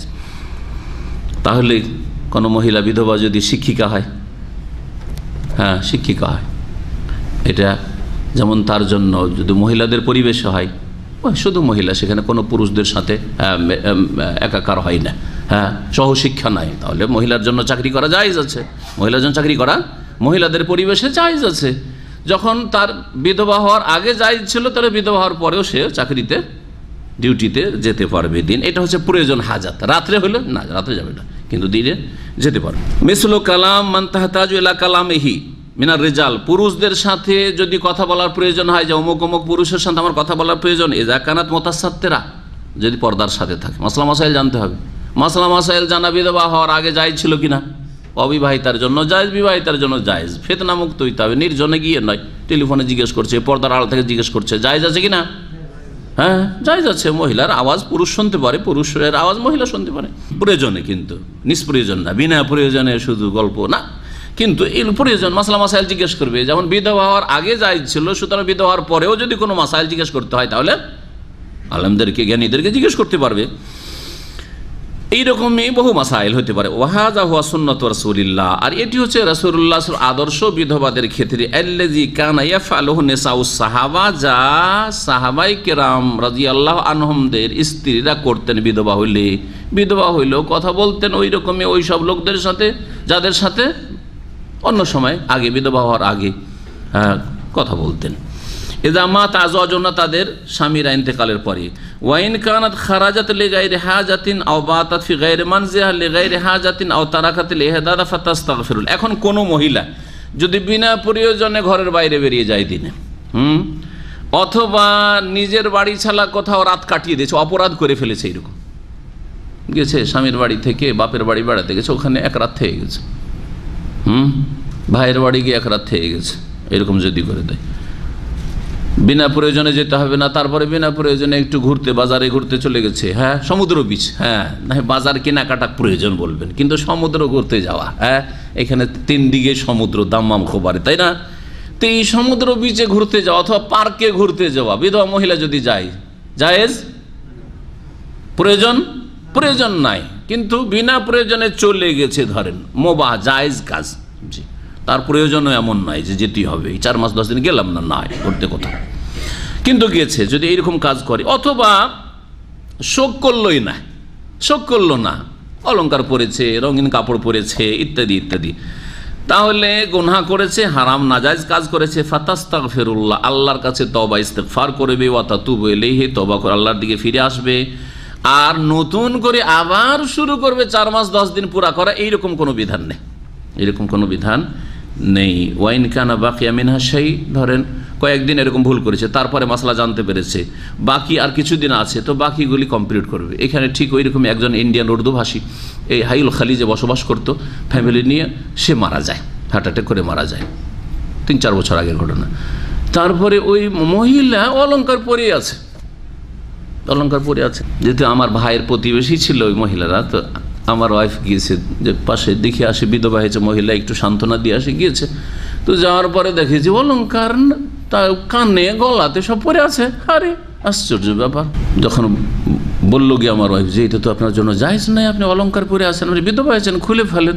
তো খুলে ফেললো বেশ কয়েকদিন পরে, হয়তো 3-4 দিন হয়ে গেছিল, হয়তো খুলে ফেললো মহিলা। তো এই যে 3-4 দিন অলঙ্কার পরে থাকলো অজ্ঞতার কারণে, মাসলা না জানার কারণে, অথবা অবহেলা করে, মাসলা জানে অবহেলা করে খুলছি খোলেনি, এর জন্য কি করবে? তওবা ইস্তেগফার করবে। কিন্তু তার জন্য ঘাটতি পূরণ করবে যে না, 3 দিন পর থেকে আমি যেহেতু শোক করা শুরু করেছি বা অলঙ্কার খুলেছি, সেই জন্য 4 মাস 10 দিন আমি অলঙ্কার পরব না, এরকম নাই। বাস টোটাল 4 মাস 10 দিন, 2-4-10 দিন যা বাকি আছে বাকিটা সে মেনে চলবে। ওয়ালাহা আনতাজতামিয়া বিমান ইয়াজুজু লাহাল ইজতিমা বিহি ফি গায়রিল ইদ্দাতি, ইদ্দত ছাড়া অন্য সময়ে যাদের সাথে উঠা বসা করতো তাদের সাথে উঠা বসাও করতে পারবে, মহিলাদের সাথে যাদের সাথে চলাফেরা করতে পারবে। এইরকমই আরো আলমারা বলছে আন্না কালাম আল মুহিদ্দাতে মা সাদিক ওয়াল করিব, বিধবা মহিলা বান্ধবীর সাথে অথবা আত্মীয়দের সাথে কথা বলার ক্ষেত্রে ইনকানাত মামনুআতাম মিনহু ক্বাবলা আল ইহদাদ, এমন আত্মীয় এমন বন্ধু বান্ধবী যে তাদের সাথে কথা বলা ইদ্দতের আগেও নাজায়েজ ছিল, যখন স্বামী বেঁচে ছিল তখনও নাজায়েজ ছিল, বিবাহের আগেও নাজায়েজ ছিল। যদি এইরকম হয় তাহলে বিধবা অবস্থায়ও কথা বলতে পারবে না, কারণ আগেও নাজায়েজ। আরও শক্তভাবে নিষেধ হয়ে যাবে, কারণ এখন তো স্বামী নেই। স্বামী থাকা অবস্থায় যদি নিষেধ থাকে, ফিতনার আশঙ্কা থেকে থাকে, বা বিবাহে আর আগেও যদি ফিতনার আশঙ্কা থেকে থাকে, তো এখন আরও আশঙ্কা বেশি। জি, ওয়ামা কানা মুবাহান লাহা, আর যেটা তার জন্য জায়েজ ছিল, আগে থেকে জায়েজ ছিল, ফাহুয়া ফিহে মুবাহুন আইজান, তাহলে ইদ্দতের অবস্থাতেও তার জন্য জায়েজ। এরপরে আরেকটি হাদিস দেখি এখন, তালাকের বিধিবিধান, তালাক প্রাপ্তার ইদ্দত। জাবের রাদিয়াল্লাহু তাআলা আনহু থেকে বর্ণিত, তিনি বলছেন তুল্লিকাত খালাতি ফাআরাদাত আন তাজুদ্দা নাখলাহা ফাজাজারাহা রাজুলুন আন তাখরুজা ফাআতাতিন নবী সাল্লাল্লাহু আলাইহি ওয়াসাল্লাম ফাকালা বাল জুদ্দি নাখলাকি ফাইন্নাকি আসা আন তাসাদ্দাকি আও তাফআলি মারুফা, রাওয়াহু মুসলিম। জাবের রাদিয়াল্লাহু তাআলা আনহু থেকে বর্ণিত, তিনি বলছেন যে আমার খালাকে তালাক দিয়ে দেওয়া হয়। জাবের রাদিয়াল্লাহু তাআলা খালা তালাক হয়ে যায়। তারপরে ওই মহিলার খেজুর বাগান ছিল মদিনায়, আনসারি। ফাআরাদাত আন তাজুদ্দা নাখলাহা, সে চাইলো যে সে তার খেজুর বাগান থেকে পেড়ে নিয়ে আসবে। স্বামী নেই, স্বামী মারা গেছে, খেজুর বাগান থেকে খেজুর পেড়ে নিয়ে আসবে।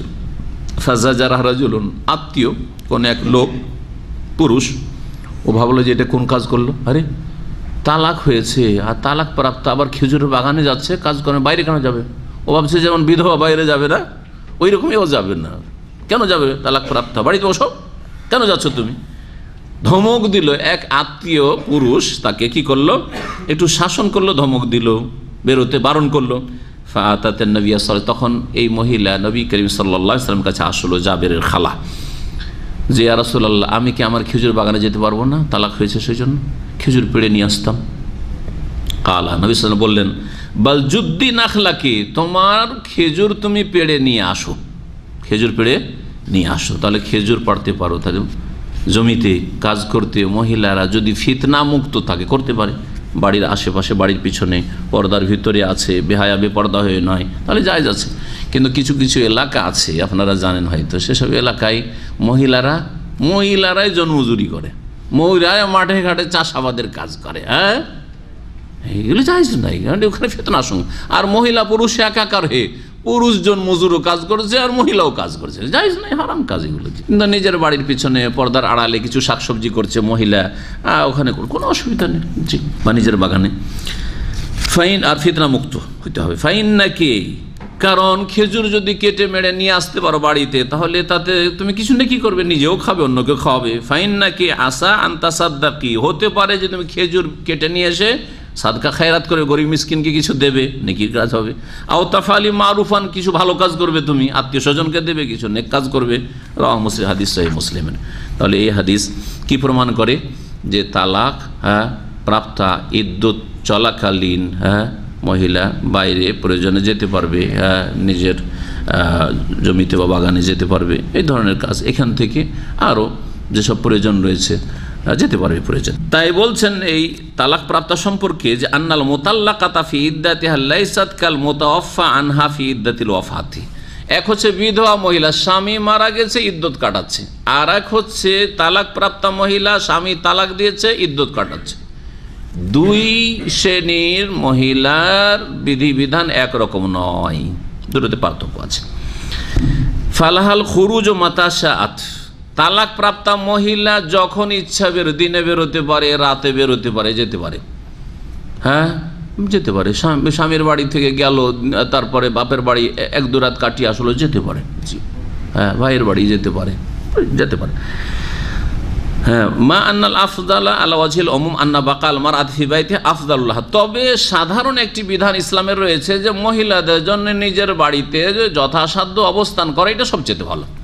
এমনকি ফরজ নামাজ আদায় করার ক্ষেত্রেও রাসূলুল্লাহ সাল্লাল্লাহু আলাইহি ওয়াসাল্লাম মহিলাদের কি বলছেন, যে তোমরা মসজিদে গেলে যেতে পারো, আর হে পুরুষরা, তোমাদের স্ত্রীরা বা তোমাদের অধীনে যেসব মেয়েরা আছে, মেয়েরা বোনেরা যদি মসজিদে যেতে চায়, তাহলে আল্লাহর বান্দীদেরকে মসজিদে যেতে বাধা দিও না। কিন্তু অবয়ুতহুন্না খায়রুল্লাহুন্না, নারীরা যদি বাড়িতে নামাজ পড়ে ফরজ নামাজ, তাতে বেশি সওয়াব রয়েছে, ওটা তাদের জন্য ভালো। এই ভিড়ের সময় যখন হারামে মক্কা মদিনায় ভিড় থাকে, হজ মৌসুমে আর রমজান মৌসুমে অনেক মহিলা ভিড় ভাড়ে হারামে নামাজ পড়তে যায়, আর হয়ে যায় ধাক্কা খায় পুরুষদের ভিড় ভাড়ে। ওর চাইতে অনেক ভালো হোটেলে নামাজ পড়া। ওমরা করে আসলে হোটেলে মহিলা নামাজ পড়লো, পর্দার সাথে নামাজ পড়লো, খুশুর সাথে নামাজ পড়লো, আর বেগানা পুরুষ থেকে অনেক দূরে থাকলো। অনেক নেকি, 1 লক্ষের নেকির স্বপ্ন দেখছে হারামে, আর সত্যি পাবে তার চাইতে অনেক বেশি পাবে সে হোটেলে ইনশাআল্লাহ। হ্যাঁ, কখনো মনে করবেন না যে হোটেলে নামাজ পড়ে তার নেকি কমে যাবে, সেই জন্য তাকে আরামে যেতে হবে। কিন্তু আজকালকার মহিলার বুঝেন আবেগী ইবাদত, আসলে যারা ইবাদত করে ইবাদতের নিয়তে তার আবেগী ইবাদত, আর অধিকাংশ পয়সাওয়ালাদের আবেগী ইবাদত না, আর খুলুসিয়াতের ইবাদত না। পয়সা আছে, চলে এসছে, আর আসার পরে সেলফি করছে। আউযুবিল্লাহ, আল্লাহর ঘর হারামের কাছে, হাজরে আসওয়াদের কাছেও সেলফি চলছে। কয়েক বছর থেকে এরকম দেখছি অবস্থা। সাফার উপরে তো চলছে, মারওয়াতে তো চলছে। হ্যাঁ, পুরুষ দাঁড়িয়ে গেল ইদাইয়ুস, আর ওর স্ত্রী তার ছবি তুলছে। আবার হ্যাঁ, স্ত্রী দাঁড়িয়ে গেছে চেহারা খুলে, পুরুষ এও দেখলাম, আর এও ছবি তুলছে।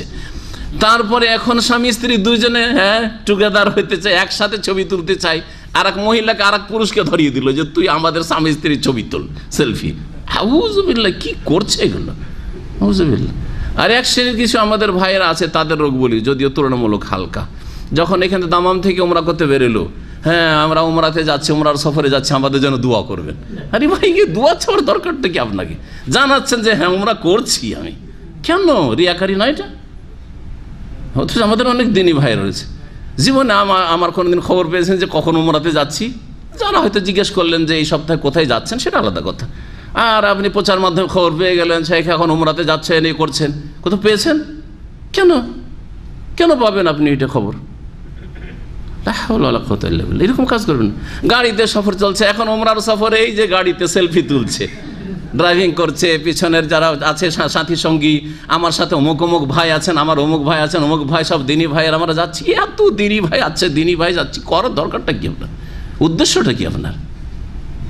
এগুলো কেন করবেন? নিজের সংশোধন করেন, নিজে থেকে শুরু করেন। অন্যের সংশোধনের চিন্তা খুব বেশি, নিজেদের সংশোধন করেন। কথা বলছেন খুব ভালো, এখন আমি দোয়া করছি আল্লাহর ঘরের কাছে, আল্লাহ যেন আমার গুনাহ খাতা মাফ করে। আরে ভাই, এটা জানাবেন কেন কাউকে আপনি? কথা তো খুব ভালো, কিন্তু নিয়তে শয়তান ঢুকছে। আপনি ঢোকান আর নাই ঢোকান, আপনি হয়তো বলছেন যে আমি শয়তানকে ঢোকাচ্ছি না, কিন্তু শয়তান জায়গা নিচ্ছে যে আমি এই যে লোকজনের কাছে দোয়া চাইলাম, অথবা আমি আল্লাহর ঘরের কাছে ইবাদতের সুযোগ পেয়েছি, আল্লাহর শুকরিয়া আদায় করছি, এই কথা আমি ফেসবুকে জানাইলাম, কিন্তু শয়তান ওখানে কিন্তু চোরা রাস্তাতে ঢুকে গেল আপনার ভিতরে। জি, যে তোর সম্পর্কে জানলো লোকজন, হ্যাঁ জি, যে তুই উমরা করছিস, তুই এবার হজ করলি, কেন জানাবেন আপনি? আর এই রহস্যের কারণে মক্কা গেলে, মদিনা গেলে আমাদের দিনী ভাইরা দেখা করার জন্য যে এমনই খবর পেয়েছে, রাস্তা থেকে আমার টেলিফোন আসা শুরু হয়ে যায়। টেলিফোন বন্ধ করি দিয়ে, না হলে উঠাই না, যতক্ষণ এহরাম না খোলা হয়। যাতে করে এহরাম অবস্থায় দেখলো, আর দেখার পরে কেউ হয়তো আমার অজান্তে ছবি তুলে নিল আর দিয়ে দিল প্রচার মাধ্যমে এহরামের অবস্থায়। জীবনে পাননি অনেক দায়ীদের দেখবেন এহরাম অবস্থায় ছবি, তাদের অসতর্কতার কারণে হয়তো এরকম পেয়ে গেছে সুযোগ। কেন এই সুযোগ দেবই বা কেন? যে এরকম অবস্থায় ছবি আমার কেউ দেখবে, প্রয়োজনটা কি? আল্লাহকে দেখাতে গেছেন না মানুষকে দেখাতে গেছেন? চিন্তা করেন বিষয়গুলি। ইখলাস নিজের মধ্যে না থাকলে কি শিখাবেন মানুষকে? মহিলাদের বাড়িতে ইবাদত করলে বেশি সওয়াব রয়েছে, এই বিষয়টি বললাম। ইমাম ইবনুল কাইয়িম রাহমাতুল্লাহ আলাইহি বলছেন এই তালাকের ইদ্যত আর বিধবার ইদ্যত সম্পর্কে ইনকালা মুতারিজুন, প্রশ্নকারী যদি প্রশ্ন করে কাইফা ফারাকাতিশ শরিয়াতু বাইনাল মাউত ওয়াত তালাক, দ্বীন ইসলাম শরীয়তে ইসলামিয়া কি করে পার্থক্য করলো মৃত্যু এবং তালাকের মাঝে? স্বামী মারা গেছে, বিধবা হয়েছে, এর বিধান শক্ত বিধান এই ইদ্যতের, আর তালাক প্রাপ্ত হয়েছে এর বিধান অনেক হালকা, বাইরে যেতে পারে প্রয়োজন না থাকলেও, রাতও কাটাইতে পারে কোথাও, নিরাপদ জায়গায়, এখানে ইজ্জত নিয়ে থাকতে পারবে। অথচ মা ইস্তিওয়াই হালির রাহেমে ফিহিমা, অথচ দুটোতে উদ্দেশ্য, একটি উদ্দেশ্য ইদ্যত কাটাবার যে গর্ভধারণ করেছে কিনা নিশ্চিত হওয়া। তালাক হওয়ার পরে 3 মাসিক ইদ্যত, কেন 3 মাসিকের মাধ্যমে ক্লিয়ার হয়ে গেল যে পেটে বাচ্চা নেই। ঠিক তেমনি স্বামী বিধবা হয়েছে, 4 মাস 10 দিনের মাধ্যমে নিশ্চিত হয়ে গেল যে পেটে বাচ্চা নেই, ঠিক কিনা? আর তারপরে তখন বিবাহ বসো, যাতে করে অন্য স্বামীর বীর্য আগের স্বামীর সাথে মিশে না যায় আর তারপর বংশ পরিচয় বোঝা মুশকিল না হয়ে যায়। এটা একটা ইদ্যত নির্ধারণ করার একটি বড় রহস্য। তো বলছেন যে এই রহস্য যখন, তাহলে মৃত্যুর ইদ্যত, বিধবার ইদ্যত আর তালাকের ইদ্যত, তালাক প্রাপ্তার ইদ্যতে পার্থক্য কেন করা হলো শরীয়তে? বলছেন এর জবাব হচ্ছে আন্না হাযা ইন্না ইয়াতাবায়্যানু ওয়াজহুহু ইযা আরাফতাল হিকমাতা আল্লাতী লিআজালিহা শরিয়াতুল ইদ্দাহ। বলছেন যে এর কারণটা তোমার জন্য স্পষ্ট হবে যখন সেই তত্ত্ব হেকমত তুমি উপলব্ধি করবে যেই জন্য ইদ্যতের বিধান শরীয়তে সুনির্ধারিত করা হয়েছে। ইদ্যতের বিধান শুধু রাহেম সম্পর্কে, জরায়ু সম্পর্কে নিশ্চিত হওয়ার উদ্দেশ্যে নয়, এটা একটা উদ্দেশ্য, এছাড়াও আরও উদ্দেশ্য রয়েছে। বলছেন ফাইনাল ইদ্দাতা শরিয়াত লে ইদ্দাতে হেকাম, ইদ্যতের বিধান যে শরীয়তে সুনির্দিষ্ট করা হয়েছে বিভিন্ন হেকমত রহস্যের কারণে। মিনহা, তার একটি রহস্য হচ্ছে আল ইলম বিবারাতির রাহেমে, জ্ঞান হাসিল করা বা নিশ্চিত হওয়া যে রাহেমে পেটে গর্ভধারণ করেনি স্ত্রী।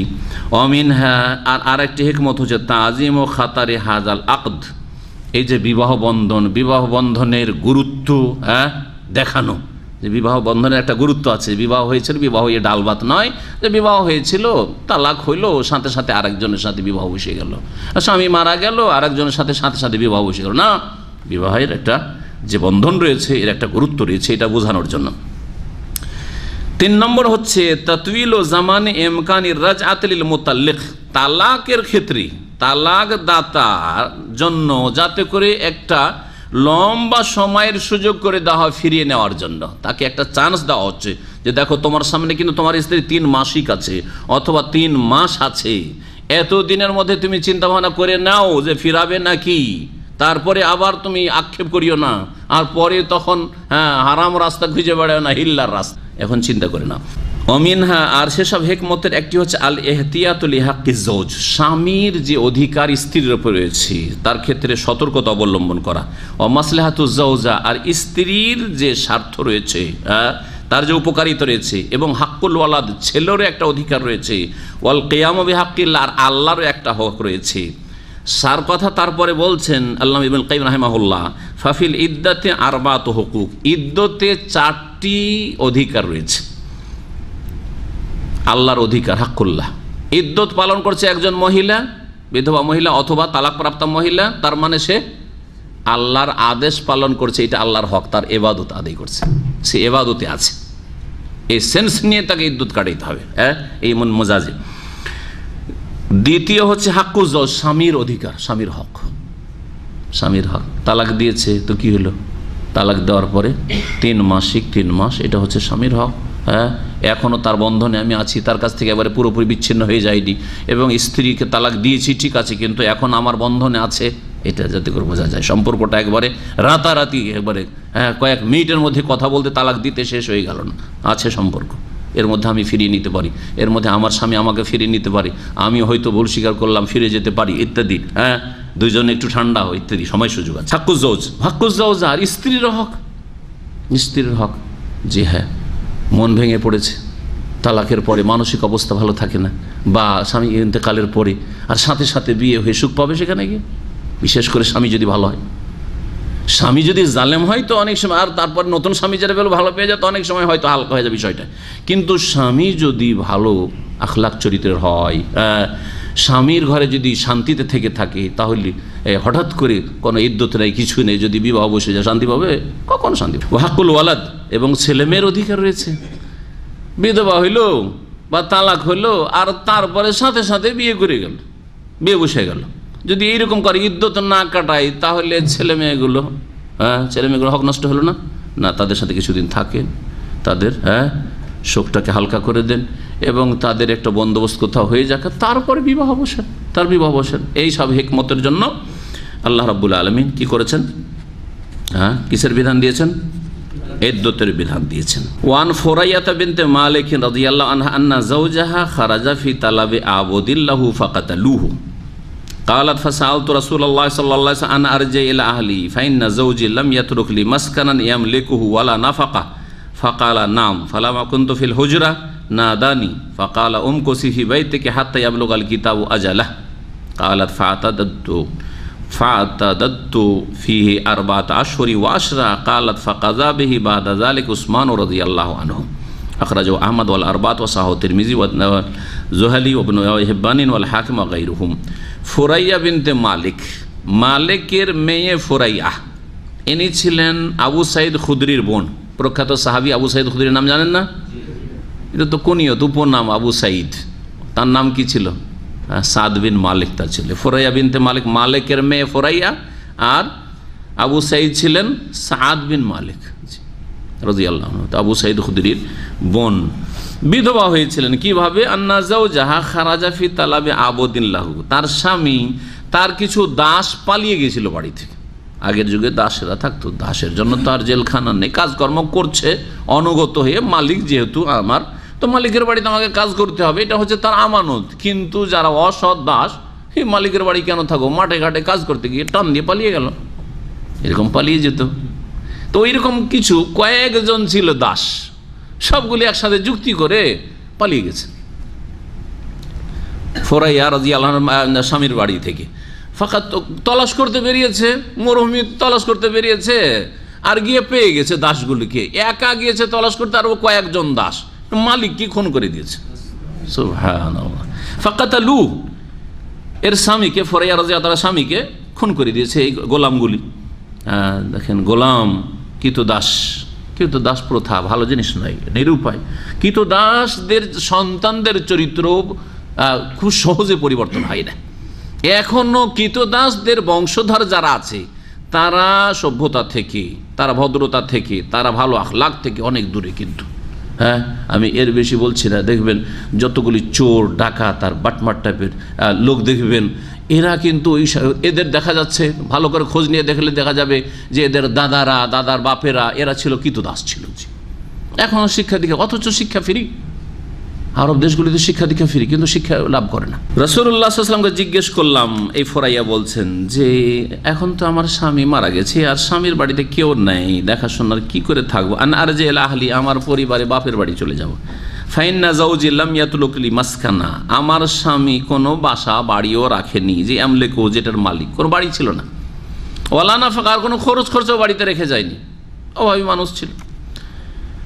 তাহলে থেকে লাভই কি? না নিজের বাড়ি আছে, ভাড়া করে থাকতে হবে। তাহলে ভাড়া বসাতে, বা কারো অপরের বাড়িতে কোনো একটা ঘর কেউ দিয়ে দিয়েছে, ওখানে হয়তো ছিল, এইভাবে থাকতো স্ত্রীকে নিয়ে। ফাকাল না, নবী করিম সাল্লাল্লাহু আলাইহি ওয়াসাল্লাম বললেন, হ্যাঁ ঠিক আছে। ফালাম্মা কুনতু ফিল হুজরাতে, তারপরে যখন কক্ষে বেরিয়ে গেছি, জিজ্ঞাসা করে বেরিয়ে গেছেন এই মহিলা। না দানি, তখন নবী করিম সাল্লাল্লাহু আলাইহি ওয়াসাল্লাম আবার ডাকলেন আমাকে, শোনো শোনো শোনো। ফাকাল, শোনো, উমকুসি ফি বাইতিকি, তোমার যেই বাড়িতে স্বামী বেঁচে থাকাকালীন থাকতে, ঘর একটা ছিল, কারো দেওয়া হয়তো ঘর ছিল, নিজের মালিকানায় ছিল না, কিন্তু কারো ছিল একটা ঘর, হতে পারে ভাই বেরাদরের কারো হবে। তুমি তোমার বাড়িতে অবস্থান করো, হাত্তা ইয়াবলুগাল কিতাব আজাল, যতক্ষণ পর্যন্ত কিতাব অর্থাৎ আল্লাহর লিখনি, আল্লাহর বিধান, কিতাব মানে বিধান, আল্লাহর কিতাবের বিধান। আল্লাহর কিতাবের বিধান কি? 4 মাস 10 দিন। 4 মাস 10 দিনের যে ইদ্যত রয়েছে, ইদ্যত শেষ না হয়ে যাবে, আল্লাহর বিধানের সীমানা পর্যন্ত না পৌঁছেছি, অর্থাৎ 4 মাস 10 দিন না পুরা হয়েছে। কালাত, ওই মহিলা বলছেন, ফাতাদাতু ফিহি, এই বাড়িতে যে ঘরে থাকতাম আমি স্বামীর সাথে, ওখানে আমি কাটাইলাম কতদিন, 4 আশহুরিন ওয়া আশরা, 4 মাস 10 দিন।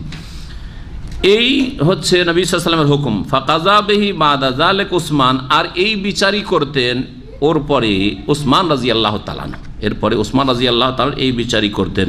ইমাম আহমদ বর্ণনা করেছেন, আর 4 জন ইমাম, আবু দাউদ, নাসাই, তিরমিজি, ইবনে মাজাহ বর্ণনা করেছে, ইমাম তিরমিজি সহিহ বলেছেন, আর অন্যান্য বেশ কিছু আইম্মায়ে কেরামরা হাদিসটিকে সহিহ বলেছেন।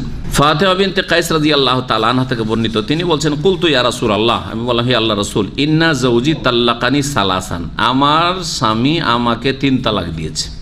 যেমন একটু আগে বললাম 3 তালাক একবারে নয়, 3 বারে 3 তালাক, এটা ছিল আখিরু সালাসে তাতলিকাত, 3য় তালাক ছিল, সর্বশেষ তালাক। ওয়া আখাফু আন ইউক্তাহামা আলাইয়া, আর আমার আশঙ্কা লাগছে যে আমার বাড়িতে কোনো পুরুষ না ঢুকে পড়ে, একাই থাকতে কেমন লাগছে জানো। ফাআমারাহা, রাসূলুল্লাহ সাল্লাল্লাহু আলাইহি ওয়াসাল্লাম তাকে নির্দেশ দিলেন, ফাতাহাওয়ালা, বললেন ঠিক আছে, তাহলে তুমি যেখানে নিরাপদ মনে করছো বাবার বাড়িতে, ভাইয়ের বাড়িতে, সেখানে চলে যাও। ফাতাহাওয়ালা, তখন সে স্থানান্তরিত হয়ে গেল, সেই বাড়ি থেকে সরে গিয়েছিল। রাওয়াহু মুসলিম, হাদিস সহিহ মুসলিমের। এটা কোন ক্ষেত্রে? তালাকের ক্ষেত্রে। তো তালাকের ক্ষেত্রে অনুমতি রাসূলুল্লাহ সাল্লাল্লাহু আলাইহি ওয়াসাল্লাম। কিন্তু আগের হাদিস, ফোরাইয়ার হাদিসটি, আবু সাঈদ খুদরির বোনের ক্ষেত্রে, ওটা কি ছিল?